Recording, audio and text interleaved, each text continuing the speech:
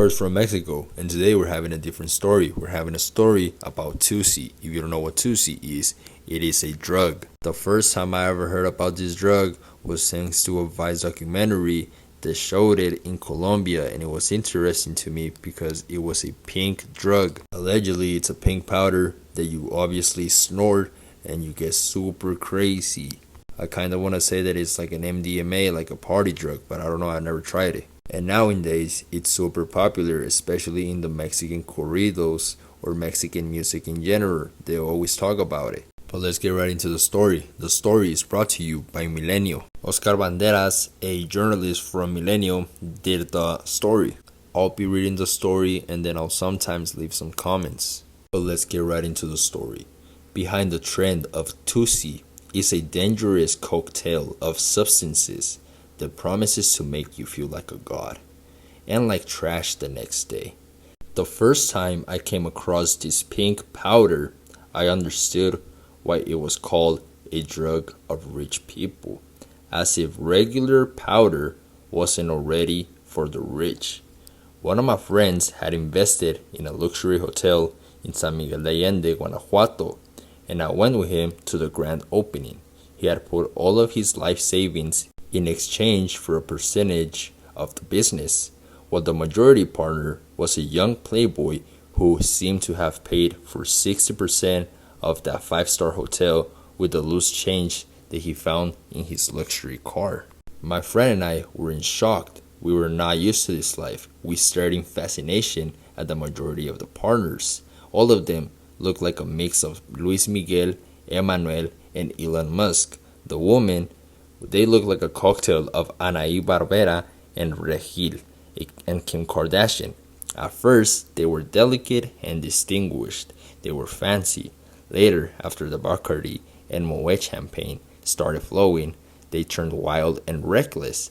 Around midnight, after 6 hours of drinking and dancing, they decided to start the last stage of the party, Da Levantón, a boost to dive back into the alcohol. "Are you coming to the Levantón?" a guest asked me.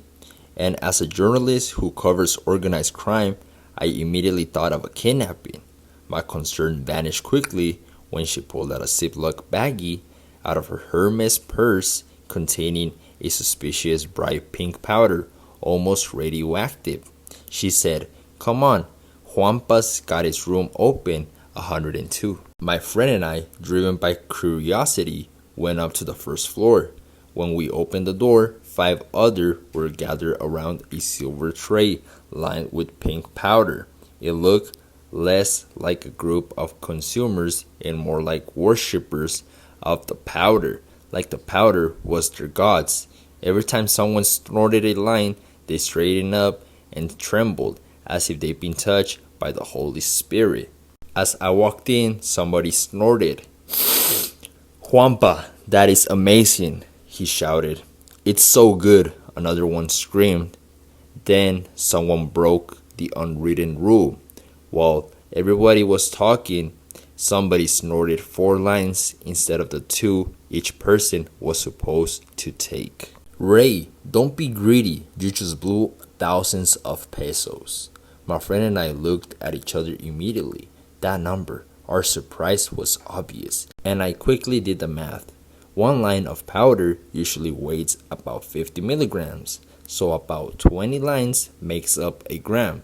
If 4 lines were worth 1,000 pesos, the little Ziploc bag of pink powder cost about 5,000 pesos per gram, a price I have never heard of on the street. Suddenly, the guest dumped her purse on the king-size bed, and out came 4 more Ziploc bags. 25 pesos worth of powder just from her, not counting what the others had. There was surely more around the hotel. It was obvious from the way they danced. Jaws were clenched and eyes were wide. The question that thrilled us was how many thousands of pesos were floating around us in the form of pink powder. At first glance, it seemed like every peso was worth it. The hotel's opening had turned into a rave. Euphoria, laughter, selfies everywhere. But time is ruthless with artificial happiness. Everything that goes up must come down. So my friend and I sat and waited for the party to crash. We waited until sunrise when all the pink powder had vanished. The pink powder is known as the drug of the rich and the famous. First thing to know about the pink powder, it's neither new nor actually cocaine. It's appeared at electronic parties like raves in Europe in the early 2000s. It became popular in South America around 2010, and it emerged in Mexico around 2016.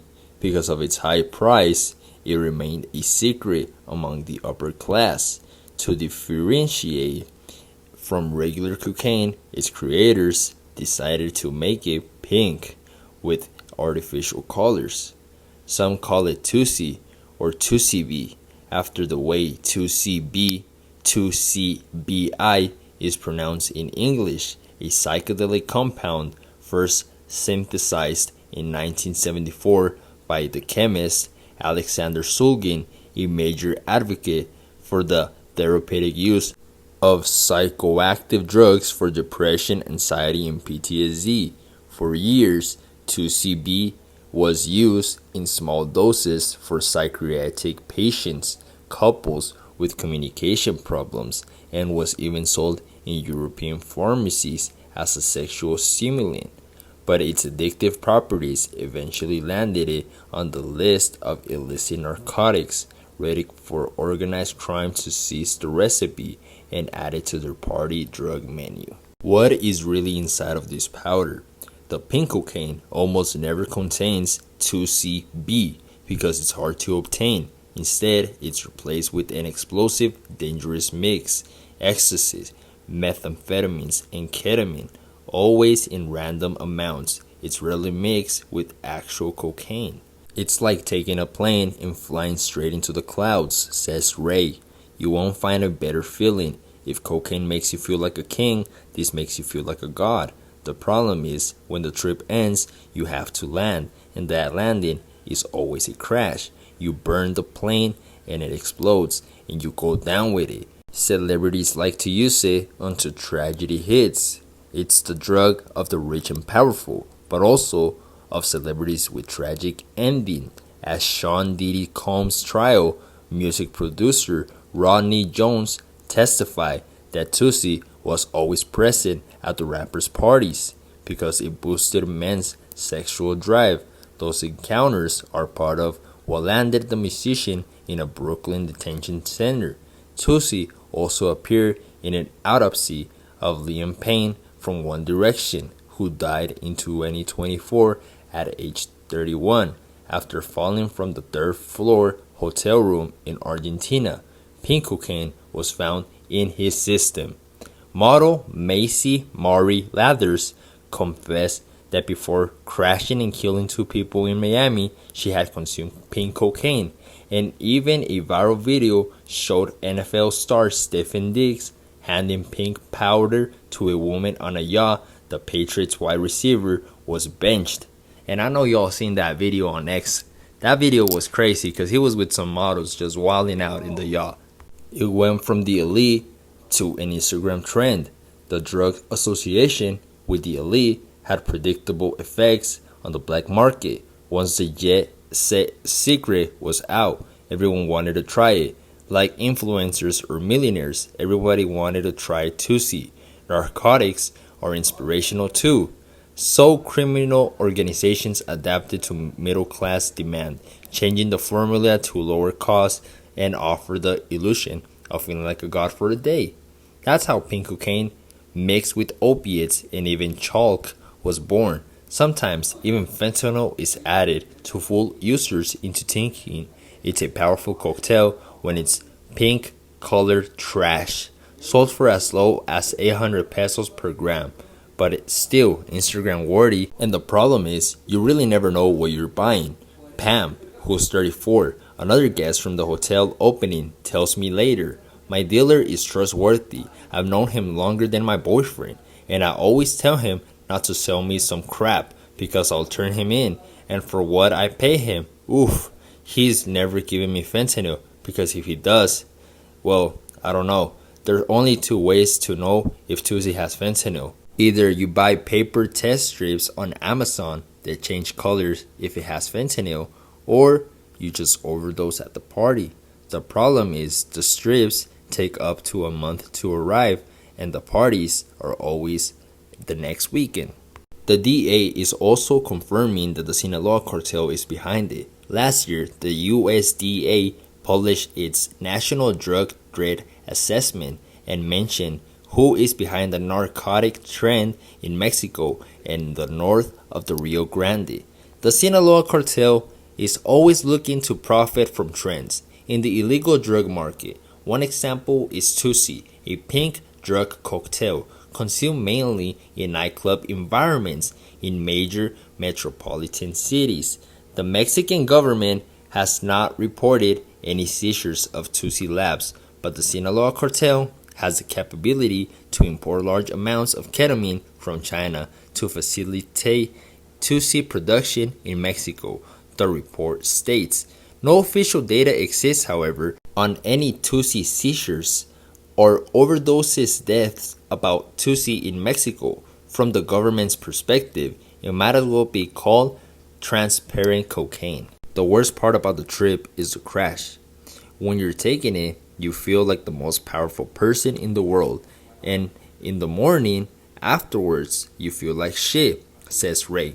Pink cocaine wipes your endorphins to the floor, and you even think about killing yourself. So to avoid that feeling, you keep on going, and before you know it, you're addicted. You can't function without snorting it. By 6 a.m., as the first sunlight came in, the party was wrecked. Near the pool, a man in an expensive suit was unconscious and barefoot. By the makeshift bar, two girls were crying over a fight triggered by the drugs. In the parking lot, someone desperately is trying to scrub the alcohol smell from a car. In the rooms, people are vomiting, hallucinating, or wandering the streets of San Miguel in the search of dealers or 24-hour pharmacies for ibuprofen or rehydration fluids. Only a few veterans of Tusi consumption looked merely hungover, ready for breakfast. Their trick? Small doses, 2 max per party.